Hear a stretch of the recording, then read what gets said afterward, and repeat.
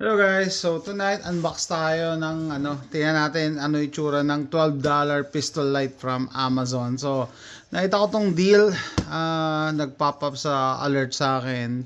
$14 minus yung promo code, magiging $12.70 plus tax $13. So, $12 na pistol light tingnan natin. Gamitin natin tong bago kong biling Gerber Flateron, Flateron. Ako siyang laba. Tama ba ito? Sabi ko ay itsura ng pag $12, sobrang mura eh. Ibig sabihin ano ba to? Pwede ba talaga to sa totoong pistol? So hindi ko alam ha. Dalawa binili ko. Sabi ko $12 lang naman eh. What's the... Okay. Easy shoot tactical flashlight. Ito yung model.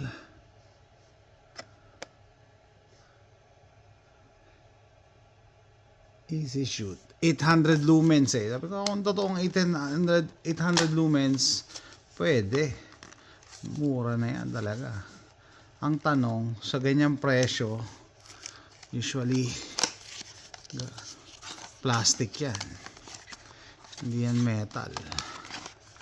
Sobrang mura eh. Tapos ang maganda pa rito, rechargeable siya via USB. So hindi mo na kailangan ng okay, sige, pwede.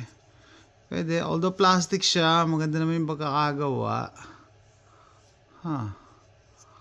Ganda naman. Paano to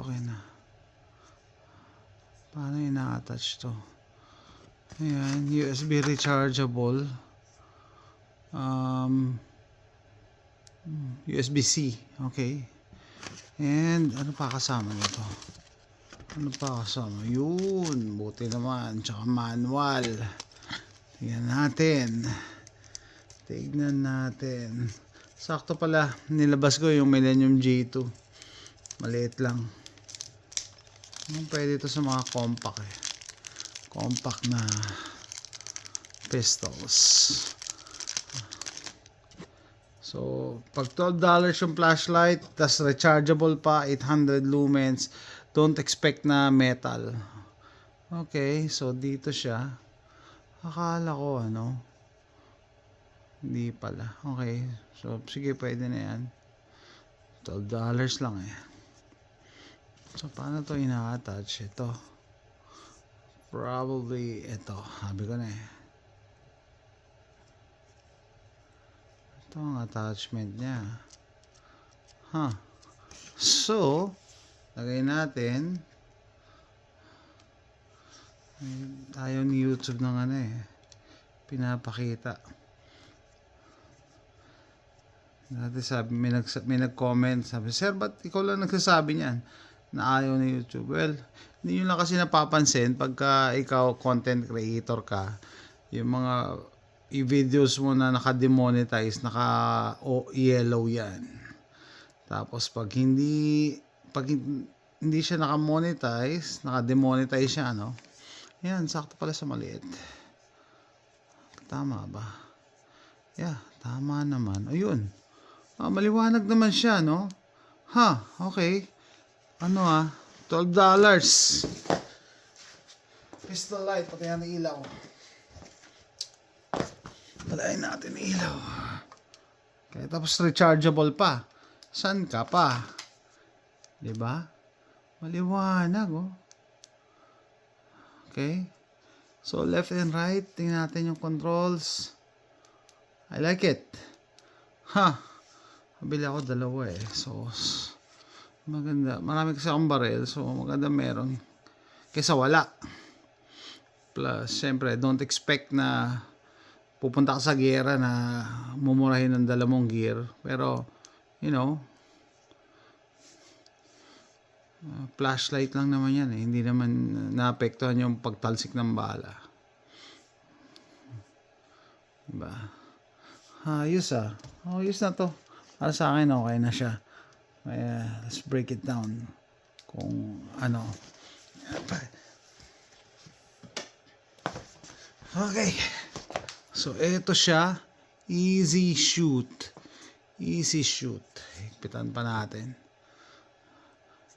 Ito kasi, itong Millennium G2 na to, isa to sa mga home defense pistol ko na nakatago, nakakalat lang dito sa salas.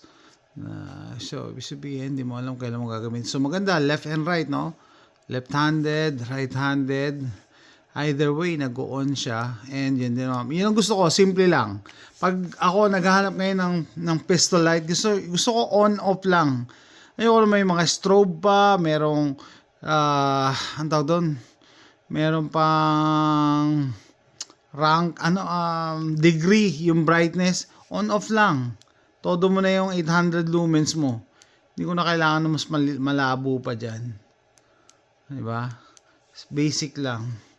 Minsan magka-fumble ka pa eh. Paano i-operate pag masyadong maraming features. And hindi siya con yung simple, no? Sabi nga, ano ba yun? Murphy's Law. Mas simple, no? If Murphy's Law, if something has the potential to break, it will break. Okay. Tama ba yung pagkakaano ko? Dapat in-insert ko pa pala. Anyway, so ito siya. Easy shoot. Rechargeable. Hindi ko na kailangan bumili ng battery. Tapos 800 lumens. Tapos compact. Compact means maliit lang siya. And ibig sabihin, kahit saang barrel ko pwede ikabit to. Teka lang, baka mali yung alignment. Adjust ko lang yung pwesto. Kailangan pwede ko pa iatras. Dali lang. Pwede pang iatras. So usually mga ganitong klaseng equipment, isa lang ang factory niyan. Pero by the way, itong barrel na to na safety check prior to filming para mabilis tayo. Walang kinakapitan eh. Okay, dapat pala dito siya. Diyan ba dapat o dapat kagat? Ayaw. Wala na, sagad na pala yan. Sagad ko na lang. Anyway. Ano nga ba sabihin ko? Dali lang higpitan natin. So maganda siguro to sa full size na pistol. Yan, higpitan lang pala.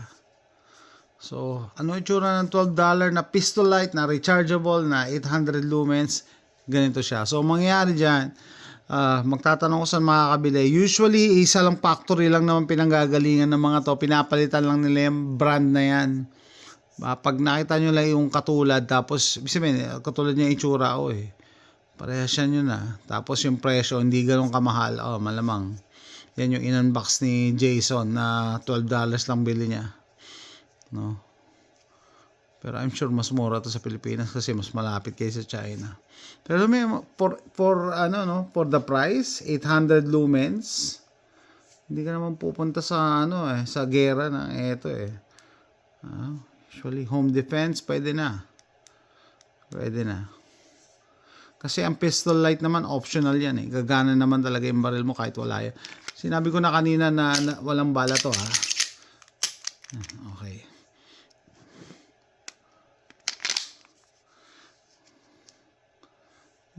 Bagay naman po siya sa maliit. Pero mamaya try ko din sa mas malaking pistol.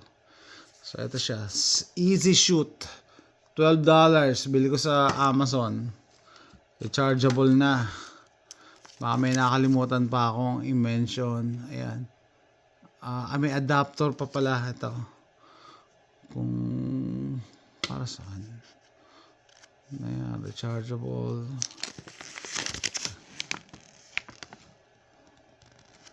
Ayan. Pause nyo na lang. Kailangan nyo. Pero, sa technology ngayon, guys, wag nyo mamaliitin yung mga murang gear kasi hindi na siya katulad dati. Like 10 years ago, pag bumili ka ng mga mumurahin, pang airsoft lang yan. Ang challenge sa mga ganito is, tatalsik ba yan pag pinutok mo yung baril? Baka humiwalay. Pero mukhang okay naman siya. No? Meron naman siyang tension.